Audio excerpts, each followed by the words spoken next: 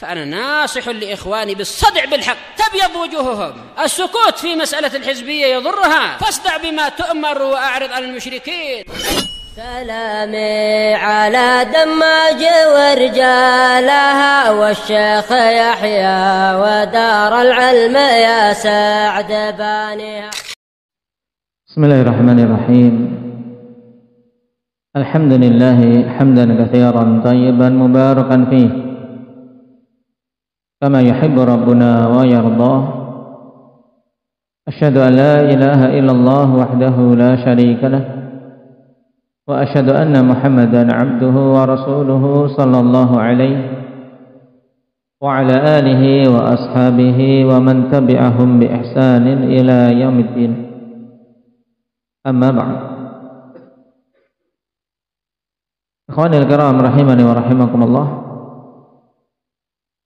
Pertemuan yang lalu kita masuk pada hadis berkaitan dengan masjid, di mana masjid merupakan tempat di muka bumi yang paling Allah Subhanahu wa taala cintai. Maka hendaknya demikian pula kita menjadikan masjid Allah Subhanahu wa taala sebagai tempat yang paling kita cintai dari tempat-tempat yang ada di dunia ini. Karena mencintai apa saja yang Allah cintai merupakan konsekuensi iman. Nah, sekarang kita masuk pada bab berikutnya, babu fadli bina'il masjid. Bab tentang keutamaan membangun masjid. Yang pada pertemuan lalu kita menyinggung bahwasanya memakmurkan masjid akhwani fillah yang paling utamanya adalah dengan memakmurkannya dengan ketaatan dan dengan zikrullah, dengan menunaikan amalan-amalan ketaatan kepada Allah di dalamnya, dan dengan mengingat Allah Subhanahu wa taala. Karena itulah tujuan utama dibangun masjid, untuk Allah diingat. Dan pemakmuran yang kedua, kawan, yaitu pemakmuran dari sisi binanya, yaitu dengan membangunnya. Di mana datang dorongan dalam syariat kita untuk kaum muslimin membangun masjid. Di antaranya pada hadis ke-50 ini. Qala al-mu'allif wafaqahullahu ta'ala an Utsman di sini an Utsman bin Affan, dibetulkan. An Utsman bin Affan radhiyallahu anhu anna Nabiy sallallahu alaihi wasallam qala man bana masjidan lillahi ta'ala banallahu lahu baitan fil jannah. Rawahul Bukhari wa Muslim. Dari Utsman bin Affan radhiyallahu anhu bahwasanya Nabi sallallahu alaihi wasallam bersabda, siapa saja yang membangun suatu masjid untuk Allah Subhanahu wa taala, maka Allah Subhanahu wa taala akan bangunkan baginya sebuah rumah di surga.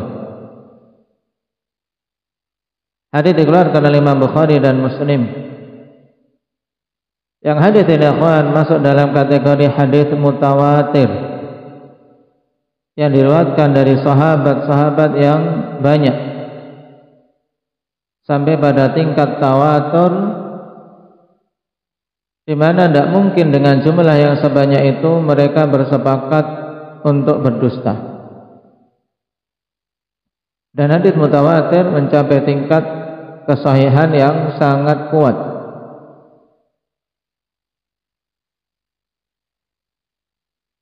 Ini menunjukkan kuatnya keabsahan lafaz tersebut, bahwasanya Nabi sallallahu alaihi wasallam memang betul-betul mengucapkan bahwa siapa saja yang membangun masjid untuk Allah, maka Allah Subhanahu wa taala akan bangunkan baginya sebuah rumah di surga. Dalam hadis ini akhwan, perhatikan kata man bana masjidan, siapa saja membangun sebuah masjid. Yang dalam hadis Jabir bin Abdullah yang dikeluarkan oleh Imam Ibnu Majah dan yang lainnya, Rasulullah sallallahu alaihi wasallam berikan penggambaran walaupun masjid itu kecil. Jadi yang penting itu adalah masjid, karena di sini nakirah, masjidan. Nah, nakirah dalam konteks syarat memiliki makna umum. Tidak dipersyaratkan padanya masjid yang besar, masjid yang megah. Tidak dipersyaratkan masjid yang luas. Bahkan masjid yang kecil itu pun juga masuk dalam cakupan hadis. Sampai-sampai Rasulullah sallallahu alaihi wasallam katakan dalam hadis Jabir tadi, man bana masjidan kamafhasi qatah au asghar. Mafhasi qatah, siapa saja yang membangun masjid walaupun semisal mafhasi qatah, yaitu al-qatah burung kecil apa? Dan mafhasi qatah maksudnya adalah apa? Sarang burung tempat dia bertelur. Nah,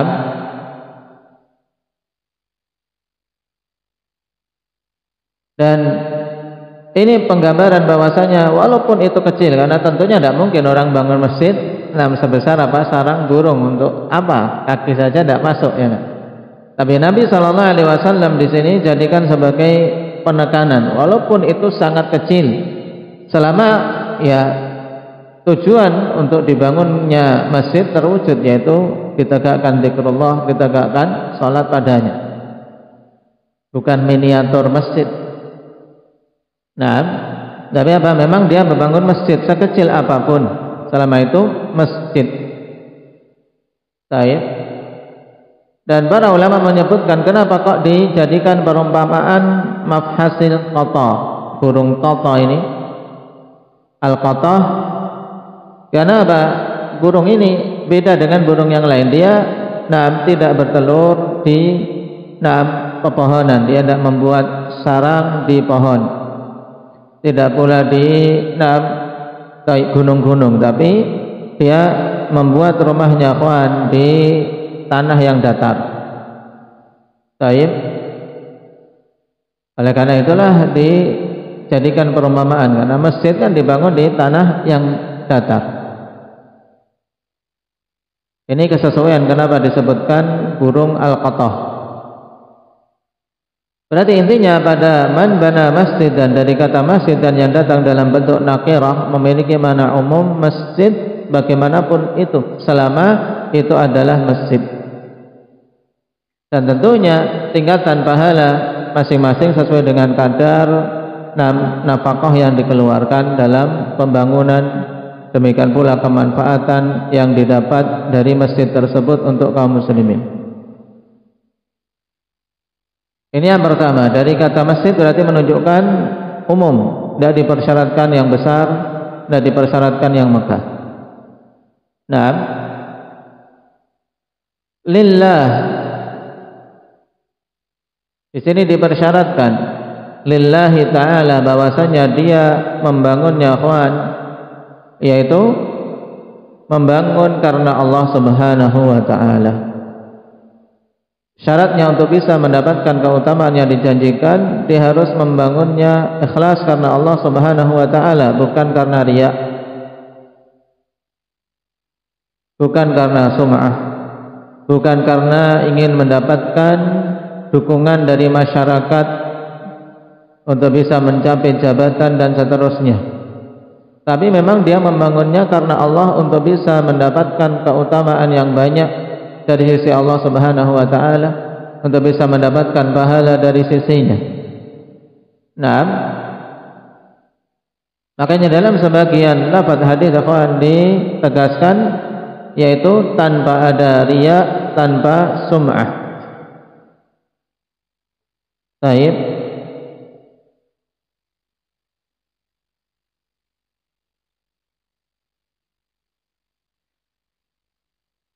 Di antaranya pada riwayat Bukhari dan Muslim dalam hadits Utsman masih dalam lafaz man bana masjidan yabtaghi bihi wajhallah banallahu lahu baitan fil jannah. Siapa saja membangun masjid yang dia mengharapkan dengannya wajah Allah Subhanahu wa taala, maka Allah akan bangunkan baginya rumah di surga. Naam.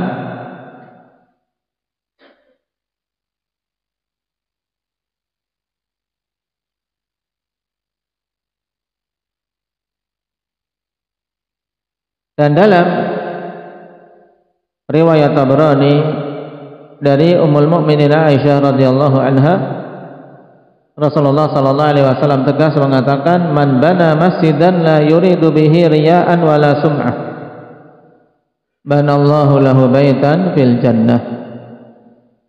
Siapa saja membangun suatu masjid yang dia tidak menginginkan dengannya riya, tidak pula sum'ah, maka Allah akan bangunkan untuknya rumah di surga. Nah, berarti dari hadis-hadis ini kita mengetahui makna lillah. Lillahi ta'ala yang disebutkan pada hadis kita, man bana masjidan lillahi ta'ala, yaitu yabtaghi bihi wajhallah, dia mengharapkan wajah Allah Subhanahu wa taala dengannya, bukan yang lainnya. Demikian pula apa? La yuridu riya'an wala sum'ah, dia tidak menginginkan dengannya riya, tidak pula sum'ah. Ini syaratnya akhwan, yaitu ikhlas karena Allah Subhanahu wa taala. Maka dia akan mendapatkan ganjaran berupa banallahu lahu baitan fil jannah, Allah akan bangunkan baginya rumah di surga. Baik. Selain keutamaan yang Rasulullah sallallahu alaihi wasallam juga sebutkan akhwan, bahwasanya amalan tersebut pahalanya akan terus-menerus mengalir walaupun yang membangunnya telah meninggal, karena ini termasuk di antara sedekah jariyah.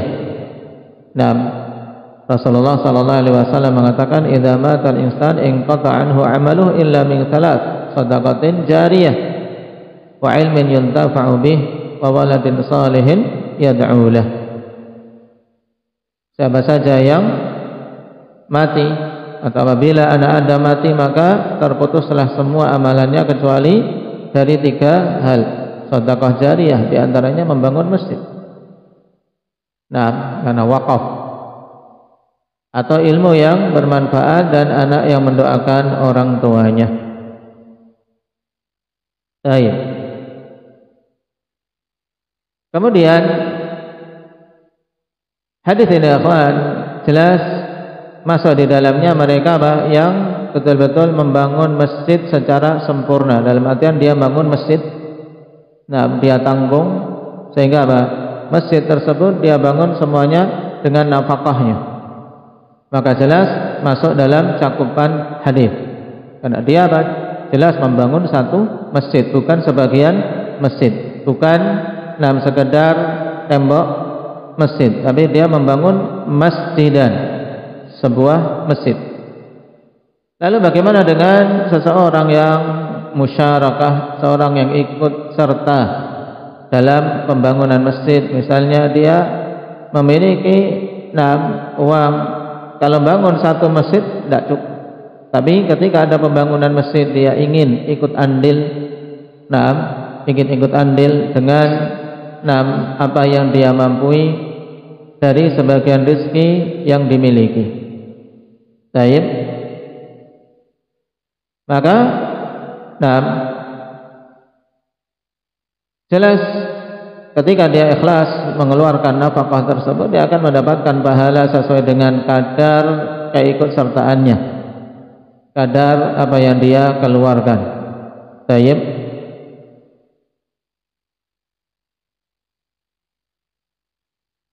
Berdasarkan keumuman ayat, "Faman ya'mal mithqala dzarratin khairan yarah." Naam.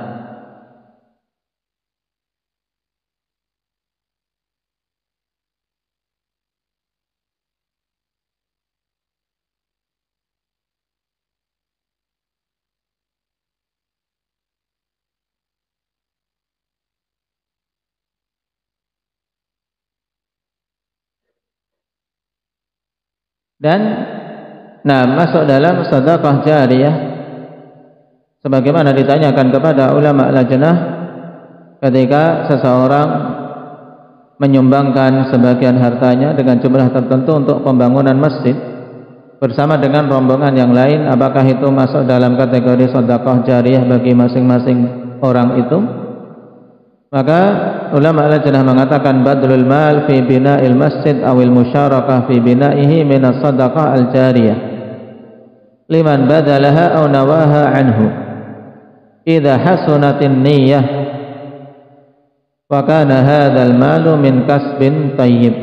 Ini juga jawaban yang detail dengan singkatnya kalimat.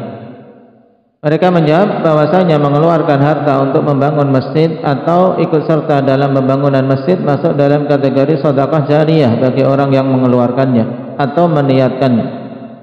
Apabila niatannya bagus karena Allah dan apabila harta ini dari hasil yang bagus. Karena sedekah bernilai di sisi Allah akhwan, dan diterima di sisi Allah itu kalau dari hasil kerja yang halal. Adapun dia membangun masjid, bulan masjid, tapi dari uang hasil korupsi, tidak akan diterima di sisi Allah Subhanahu wa taala. Karena bukan dari hasil yang bagus. Hasil dari apa? Berbuat zalim.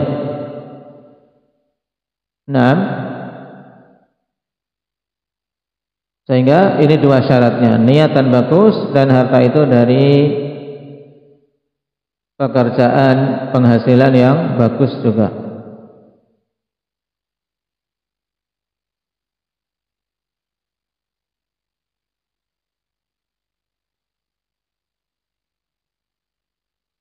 Baik. Kemudian mana yang lebih utama, seorang membangun masjid kecil tapi dia mampu untuk membangunnya sendiri secara sempurna, ataukah ikut gabung dalam membangun masjid yang besar? Baik. Yang tentunya dia tidak akan menanggung semuanya, hanya ikut serta saja. Ditanyakan kepada Al-Allamah Ibnu Utsaimin rahimahullah, idza kana ba'dun nas yarghabu fi bina'i masjidin bimablaghin minal mal fa ayyuhuma afdal an yusharika ghairahu fi bina'i masjidin kabir yatmanu 'adamal hajah ila hadmihi wa tawsi'ihi khususan ma'a tazayudis sukan am yabni baitan am yabni masjidan saghiran biduni musyarakatin ma'a ahad.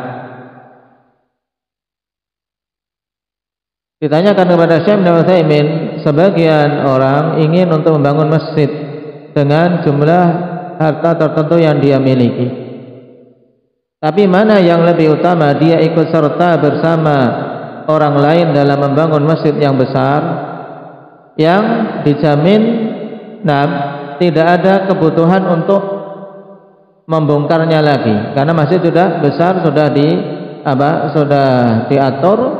Ketika nanti ada perluasan, tidak ada yang dibongkar, karena sudah diatur dalam bentuk yang besar, sehingga di sini dijamin tidak ada kebutuhan untuk membongkarnya atau memperluasnya. Terkhusus bersamaan dengan semakin banyaknya para pemukim yang ada di sekitar itu. Ataukah membangun masjid kecil yang dia mampu untuk bangunnya sendiri, tapi kecil tanpa ikut berserikat dengan yang lain, dia mampu membangun sendiri secara sempurna.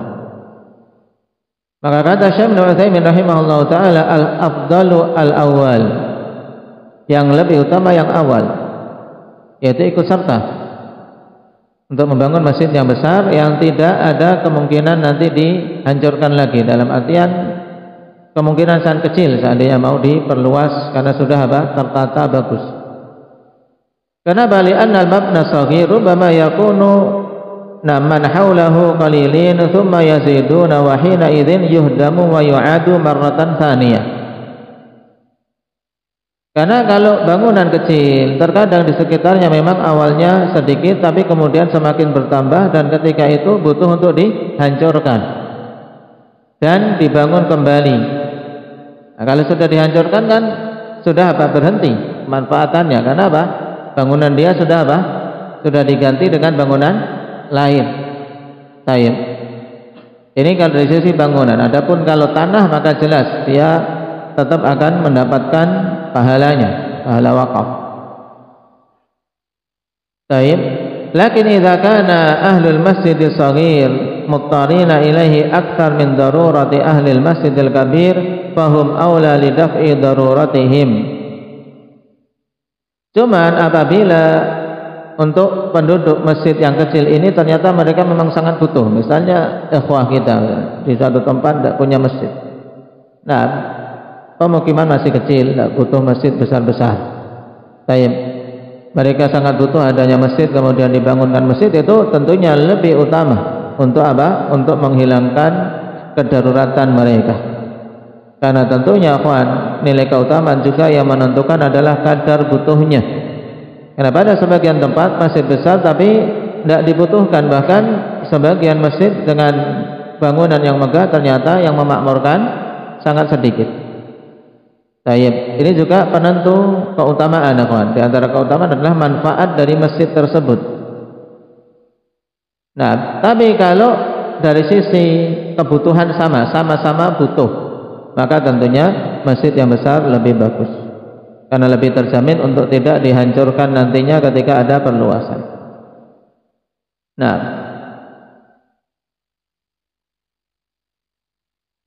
baik, ini jawaban dari Syekh Ibnu Utsaimin rahimahullahu taala.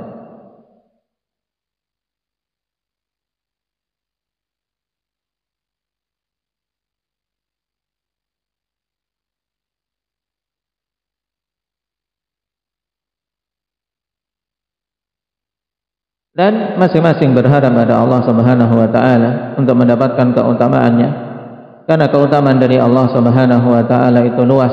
Bisa saja dia tidak membangun masjid secara full, dia hanya ikut serta dengan jumlah harta yang dia miliki, berharap untuk bisa mendapatkan keutamaan berupa dibangunkan baginya rumah di surga, maka kita tidak bisa kemudian mengatakan dia tidak akan dapat. Tapi haraplah yang kuat, berharaplah yang kuat, karena apa? Fadlullahi wasi'ah, keutamaan dari Allah itu luas.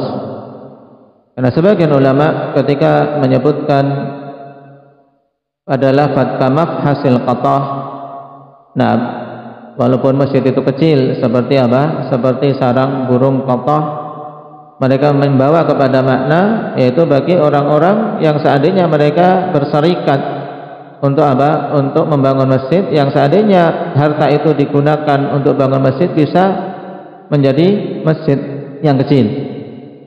Maka dengan itu dibangunkan baginya juga rumah di surga. Baik. Maka perkuat harapan dalam sisi ini bagi siapa saja yang ikut serta dalam pembangunan masjid untuk mengharap kepada Allah keutamaan darinya. Fadlullahi wasi'ah. Barakallahu fikum walhamdulillahi rabbil alamin.